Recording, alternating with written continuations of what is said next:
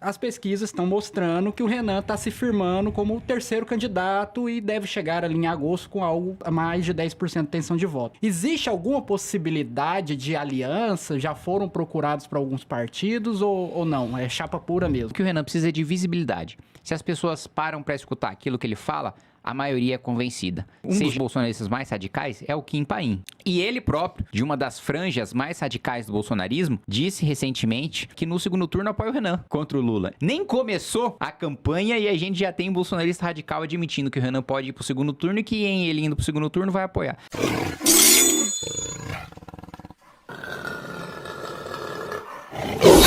Vou pegar uma carona que você disse aí sobre o crescimento exponencial que vocês estão tendo. Mas tem um problema, vocês vão chegar, vão bater num teto. Tradicionalmente, dentro da política brasileira, historicamente, os candidatos, com exceção do Collor e do Jair Bolsonaro, que saíram fora do espectro normal de candidaturas conservadoras, centro-direita, direita ou centro-esquerda, ou esquerda, eles foram um ponto fora da curva. Vocês acreditam que pode ser um ponto fora da curva para furar essa polarização entre os 20% do bolsonarismo e 20% do lulopetismo e essa massa que está aí flutuando, que não sabe, parecendo barata voa, não sabe para quem vai votar, quem vai buscar? A maior parte do eleitorado, diz as pesquisas, não quer votar nem no Lula nem no Bolsonaro, né? Só vota para tirar o outro. 47%. Só vota para tirar o outro do páreo no segundo turno, ou seja, não vota em quem acredita mais, mas vota em quem odeia menos, né? Então, a candidatura do Renan, ele cresce bastante, primeiro, só pelo fato dele não ser nem o Lula nem o Bolsonaro, só pelo fato de não ter nenhum telhado de vidro de escândalo de corrupção, só pelo fato de ter propostas, de ter profundidade, de ter preparo para defender essas propostas. Então, ele é o outsider dessa eleição, ele é o fato novo, ele é a pessoa que não tem o histórico de parceria com o sistema como ele funciona hoje, como os dois principais candidatos têm, e é aquele que tem a comunicação mais disruptiva, né?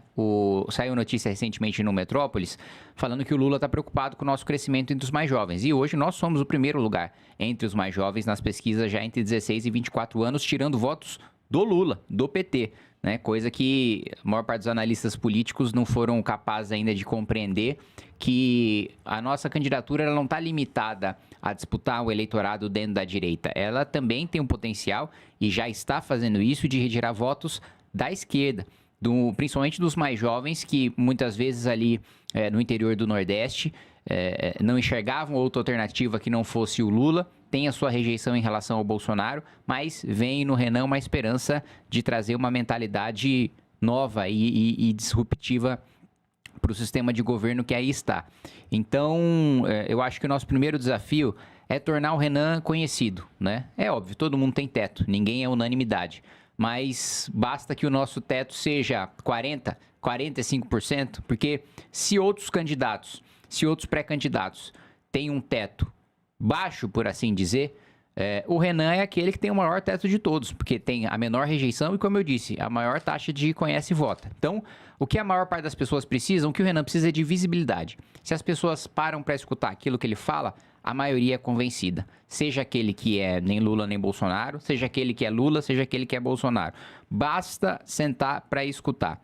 Hoje você tem, primeiro, um bloqueio em relação à TV e rádio, porque nós somos um partido na primeira eleição, então nós não temos esse tempo. Não tem tempo. E por outro lado também, muitas pessoas que acompanham política por rede social, que são bolsonaristas ou que são petistas, só pelo fato de ser uma pessoa que não é nem bolsonarista nem petista, não aceitam escutar. Mas quando ele estiver num debate de televisão, apesar de não ter tempo, praticamente certeza que ele deve estar nos debates, essa pessoa vai escutar. E eu acredito que boa parte delas vão ser convencidas. O Kim, eu queria fazer uma pergunta, puxando o gancho da questão que você mencionou, que o Missão e o Renan, em tese, não vai ter tempo de televisão. Só que as pesquisas estão mostrando que o Renan está se firmando como o terceiro candidato e deve chegar ali em agosto com algo mais de 10% de intenção de voto. Existe alguma possibilidade de aliança? Já foram procurados para alguns partidos ou não? É chapa pura mesmo? Não, deve ser a chapa pura, até porque é difícil encontrar partidos que deem força e que apoiem nomes republicanos para compor uma eventual chapa, né? A gente não aceitaria, como Flávio Bolsonaro disse que o Ciro Nogueira era o vice dos sonhos. Pra gente é o vice dos pesadelos, né? Tem um corrupto como Ciro Nogueira, um dos ícones ali do Centrão, um dos melhores amigos de Daniel Vorcaro, ser o nosso candidato a vice. A gente não vai aceitar qualquer tipo de indicação de gente que esteja envolvido com escândalo. O nosso sarrafo, aliás, é muito maior do que honestidade, porque honestidade é um pressuposto. Você não fica discutindo na Dinamarca se o candidato é honesto, porque isso é um pressuposto para qualquer cidadão. É princípio básico. É uma coisa basilar, né? O nosso sarrafo é muito maior. O sujeito precisa estar preparado, precisa estar alinhado com os nossos valores. E a nossa linha de corte para preparo, principalmente para eleições majoritárias, é alto. A gente tem uma preocupação grande com a imagem do partido, a gente tem uma preocupação grande de mostrar para as pessoas que não só a gente é uma alternativa nova em relação àquilo que está aí, mas que a gente tem proposta e que a gente tem a capacidade de implementar essas propostas e de fazer a defesa pública dessas propostas. Então, eu acho muito difícil alguma composição. Eu não vou falar para você que é impossível, não vou falar para você que não vai acontecer, mas eu acho muito difícil. Dentro dessa linha sua aí, você acha que o partido pode incorporar o antipetismo e o antibolsonarismo simultaneamente? Não tenho a menor dúvida. A pré-candidatura do Renan representa isso. E ele vai para cima... Veja, em relação ao escândalo do Banco Master, tanto o PT e o Lula estão envolvidos, como o Flávio Bolsonaro e parte do PL estão envolvidos também. Nós não temos nenhum rabo preso com o Banco Master. Então, o Renan, no debate, ele pode, com toda a liberdade do mundo, perguntar para o Lula, presidente, por que você recebeu o Vorcaro numa agenda secreta, chamou o presidente do Banco Central para servir cafezinho para o Vorcaro, chamou o ministro de Minas e Energia para tratar dos assuntos de mineração do Vorcaro e até aconselhou o Vorcaro a continuar com o banco, né? Você virou conselheiro de banco, você não era o cara que combatia as elites, né? E agora você colocou lá o presidente do Banco Central para fazer sala pro Vorcaro. É a mesma maneira perguntar pro Flávio Bolsonaro, porque você foi visitar, primeiro você disse que não conhecia o Vorcaro. Aí você foi desmentido com o áudio de você chamando o Vorcaro de irmão. Aí você disse que só chamou ele de irmão e só falou com ele antes de saber que ele era bandido. Aí depois de preso, quando ele estava com tornozeleira, você foi visitar e, segundo o Valdemar, presidente do seu próprio partido, foi para cobrar mais dinheiro. Então, assim, eu acho que ele vai representar esse espírito. Eu acho que, sinceramente, nós estamos com uma grande expectativa para os debates, que acho que vai ser uma experiência catártica para mim, para todos que fazem parte da militância do Partido Missão, porque a diferença de preparo, a diferença de rapidez de pensamento, a diferença de profundidade de proposta, a gente está prestes a lançar o nosso livro amarelo, que é a conclusão, né, a síntese daquilo que a gente acredita para cada setor, e não existe, eu garanto para você, estou fazendo a revisão desse programa, não tem nada mais detalhado, mais profundo e com mais paralelos internacionais em nenhum outro plano do governo. Você sabe que é uma obrigação legal protocolar um programa de governo quando você disputa a presidência da República, mas geralmente protocola um papelzinho lá só para cumprir, né, pro forma, só para você cumprir a obrigação. A gente não, a gente vai protocolar um programa profundo, a gente vai protocolar um programa de fato daquilo que a gente quer implementar no país e sem nenhum receio de apresentar as propostas impopulares. A gente não vai fazer questão de esconder nada que possa nos tirar voto, porque se a gente vence as eleições, a gente quer chegar com a legitimidade frente ao parlamento de falar, nós vamos fazer as reformas que nós falamos na nossa campanha e a população já sabe quais elas são. E na sua visão, qual que seria a proposta mais ambiciosa do Missão hoje, na sua opinião? Não, a mais ambiciosa é, de fato, decretar um estado de defesa para a gente promover a retomada de territórios do crime organizado, né? Porque não tenho a menor dúvida de que vai ter um grande escândalo por parte da imprensa, um grande escândalo por parte de partidos de esquerda, dizendo que a gente está dando um golpe, dizendo que a gente está implementando uma ditadura. E o Supremo? Quando o Supremo também pode ter gritaria, porque eu não tenho dúvida de que...